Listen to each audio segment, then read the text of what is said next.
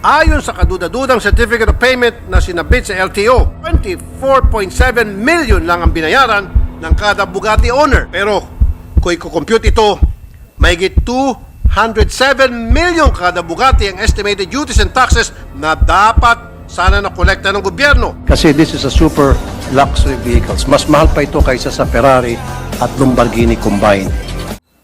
Ibig sabihin, naluging gobyerno ng 366 million pesos ang nalugi. Ito ay kung tunay ang mga dokumentong sinumitin nila sa LTO.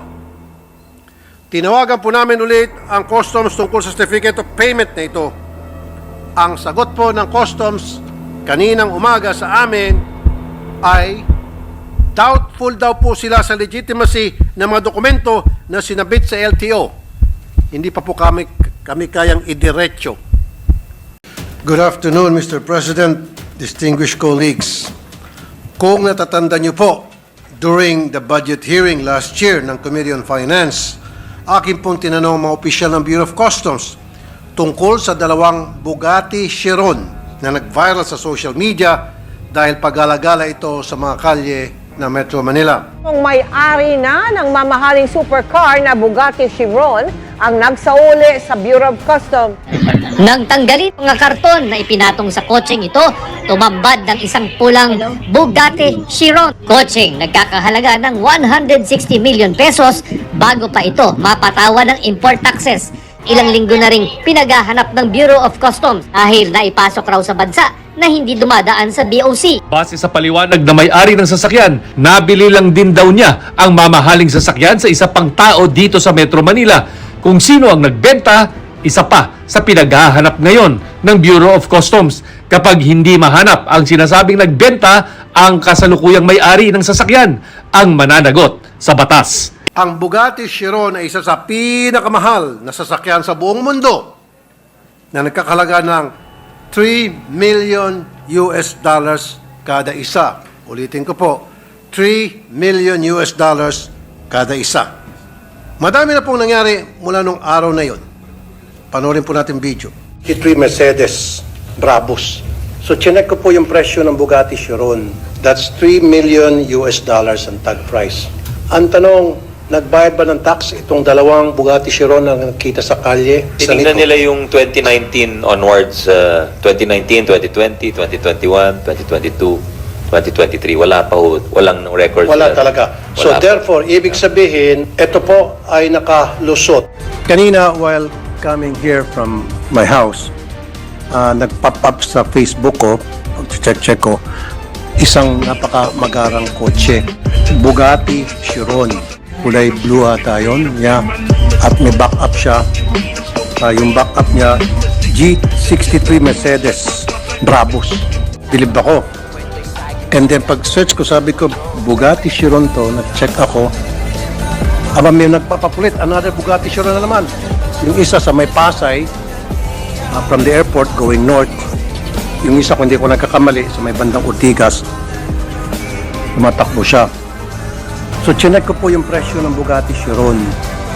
That's 3 million US dollars ang tag price. So, kapag yan po ay nagbayad ng tamang buwis, 6 million dollars ang tax. Ang tanong, nagbayad ba ng tax itong dalawang Bugatti Chiron na nakita sa kalye na nasa Facebook ngayon? At kung nagbayad ng tax ito, nagbayad ng entry, pwede makita yung entry noon. Ano kaya nakapasok ng Pilipinas yun? Lumipat? I need an entry from the Bureau of Customs na ang dalawang Bugatti Chiron, whether this year, last year, the previous years, o kahit panong panahon, panong mga dinosaur, kung meron ba tayong record na dalawang Bugatti Chiron dumaan sa pier ng Bureau of Customs at nagbayad ng buwis. Kasi this is a super luxury vehicles. Mas mahal pa ito kaysa sa Ferrari at Lamborghini combined. Ito po ay nakalusot. It's either misdeclaration or swing. Alin kaya doon? So there is a failure of intelligence dito. A clear failure of intelligence. Magkano bang intel funds ng Bureau of Customs? Dumaan ito sa Batangas at idiniklarang Toyota Tacoma, care of Rhea Gregorio. Ibig sabihin siya kasi ang district collector doon. So you have to investigate Rhea Gregorio. Kasi lahat po ng mga luxury vehicles ngayon, ang pasok ay Batangas.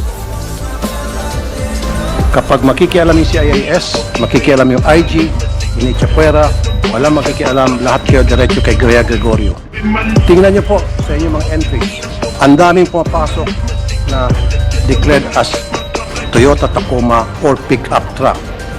Kasi nga po, sa pick-up truck, hindi ito mainit sa mata at libre po sa excise tax. However, nakahanap ng butas sa mga smuggler para i-declare na truck ang kanilang mga luxury vehicles. As early as now, medyo kinukongratulate ko po ang Bureau of Customs for recovering one of the two Bugatti Chirons last February 9. Pero, Mr. President, bago nakamtan ang tagumpay na ito, sandamakmak na kapalpakan muna nangyari at nakapasok itong Bugatti Chiron nito nang walang record sa customs at narehistro pa sa LTO.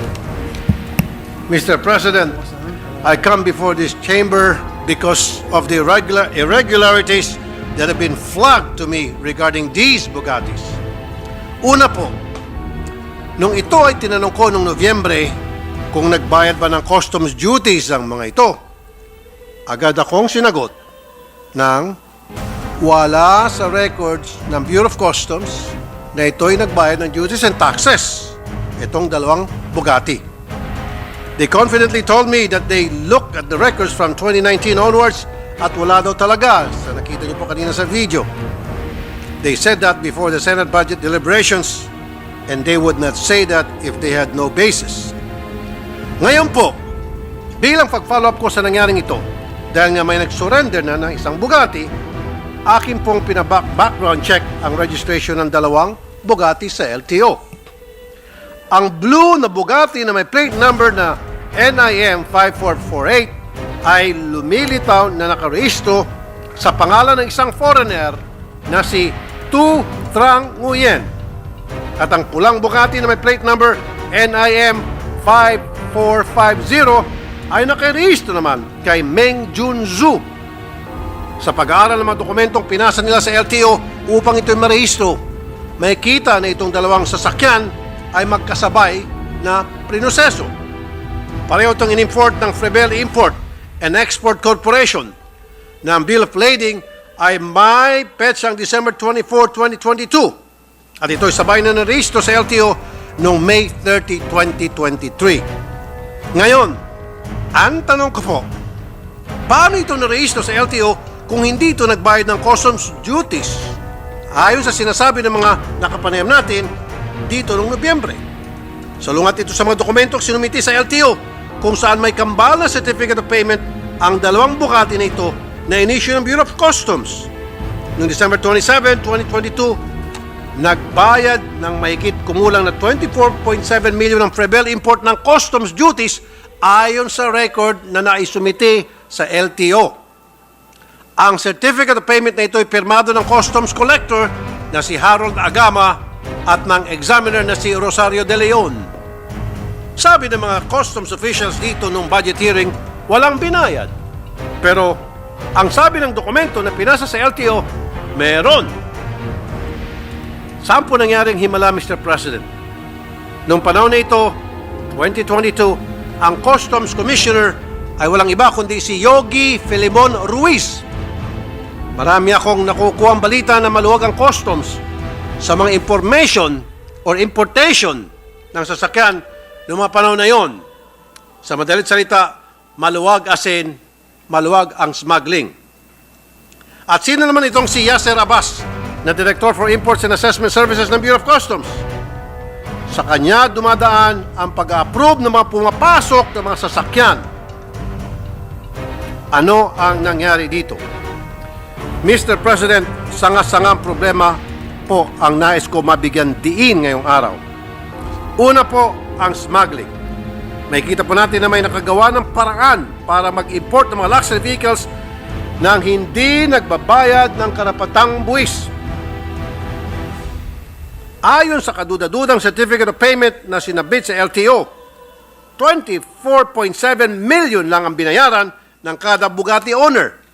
Pero kung i-compute ito, mahigit 207 million kada Bugatti ang estimated duties and taxes na dapat sana nakolekta ng gobyerno. Ibig sabihin, naluging gobyerno ng 183 million pesos kada sasakyan, or a total of 366 million pesos ang nalugi. Ito ay kung tunay ang mga dokumentong sinumitin nila sa LTO. Tinawagan po namin ulit ang customs tungkol sa certificate of payment na ito. Ang sagot po ng customs kaninang umaga sa amin ay doubtful daw po sila sa legitimacy ng mga dokumento na sinabit sa LTO. Hindi pa po kami kayang idiretso. Pangalawa, Mr. President, may problema po ang LTO sa kanilang registration process. Paano po ito nakalusot? Napakarami na pong pagkakataon na may mga smuggled luxury vehicles na narehistro ang LTO. Siyempre, sasabihin nila, tinignan nila mga pinasang mga papeles at ito'y wala namang kahinahinala sa kanilang nakikita. Ito na nga ang gusto kong matutukan natin dito. Sana maisaayos na ang modernization program ng customs para madaling mag-coordinate ang iba't ibang ahensya ng gobyerno tulad ng LTO. Dehado po ang taong bayan dito. We have to implement already the National Single Window Program. Itong customs, they keep on delaying it sapagkat sila ay kumikita dito. Just this year, we gave them a budget of more than 1 billion pesos for their modernization program. This should be utilized to enhance our ability to collect customs duties efficiently. Napakamakapangyarihan po nitong mga Bugatti owners. May galamay sila sa napakalaming ahensya ng gobyerno. At ayon sa isang article, itong si Trang Tu Nguyen, na isa sa mga may-ari ng Bugatti, ay isang insidente nang na-involve siya na isang Ferrari F8 pumasok sa EDSA bus lane. Ibig sabihin, marami pong exotic cars itong taong ito. Ano ba ang trabaho o negosyo nito sa Pilipinas? Kung legit na ito ay may trabaho o negosyo, nagbabayad ba ito ng buwis? Malamang sa malamang ay hindi. Dahil kung nakalusot ito sa customs na mahigpit ang pagbabantay nga kung tutuusin, mas lalo pa sa BIR. Ilan pa kaya ang katulad ni Nguyen na may pribileyo sa customs, BIR, LTO at immigration? Mr. President, according to our Constitution, tayo po inatasang mag-evolve ng progressive system of taxation. Ibig sabihin, mas mataas ang kita, mas malaking binabayaran na buwis. Pero base sa mga napag-alaman natin ngayon, ang progressive po ay hindi taxation, kundi tax evasion. Mr. President, we need funds to run this government and to provide service to the people that has developed an effective system that would prevent tax evasion and corruption. Maraming salamat po, Mr. President. Una sa lahat, gusto ko pong pasalamatin si Senator Raffy Tulfo. Dahil sa iyo na nailabas itong issue na ito. It was during your expose that meron palang dalawang Bugatti Chiron dito sa Pilipinas. At tama po kayo, napakamahal at napakahirap bilhin itong mga sasakyan ito. I think there's only 60 in the world. And we Yes, have Mr. two. President, that has a base value of about $3 million each. Yes, and there's only a few. That's why napakamahal yung resale value, packet ng packet. So, tama po yan. Talo yung gobyerno dito. At gusto natin malaman, Senator Raffy, with your expose, sino ang nagparehistro nito? Anong LTO office ang nagparehistro nito? Saan pong, unang-una, saan po nakapasok itong mga sasakyan na ito? Which port? Meron bang kasalanan dito yung PPA, Marina, aside from the BOC on this particular issue? So we are one with you. That's why my suggestion to the staff, i-refer na po ito kaagad sa Blue Ribbon Committee para sabina na natin lahat itong mga agencies kaagad na to, and then tingnan natin anong parusang maibibigay natin sa mga kasabwat dito sa krimen na to. I'm with you 1,000% on this. And I know that's why Senator Bato is listening intently, because that is also a law enforcement issue. Smuggling is, imagine kung nakaka-smuggle sila na napaganda sa sasakyan. Ano pang na-smuggle kaya nila before that? Could be drugs. Could be drug paraphernalia and equipment. So, I'm with you there. And also want to find out also the background nitong mga may-ari nito. Sino ba ito? Ang yayaman na nila, ang yayabang pa. Puro mga foreign nationals daw eh. So imagine if foreign nationals can trample on our own local laws. Our national sovereignty is being tested here. We have to put a stop on these shenanigans. Parang lumalabas sa mga agencies na ito, pera-pera lang. Di ba? Kung sino mayaman, maski na foreigner, makakuha na nga ng papeles na makatira dito sa Pilipinas, nagpapasok pa sila ng isang katutak na mga smuggled vehicles na napakamahal at hindi nagbabayad ng tamang buwis. So, congratulations, kudos to you, Senator Tulfo, for that. Kudos to you.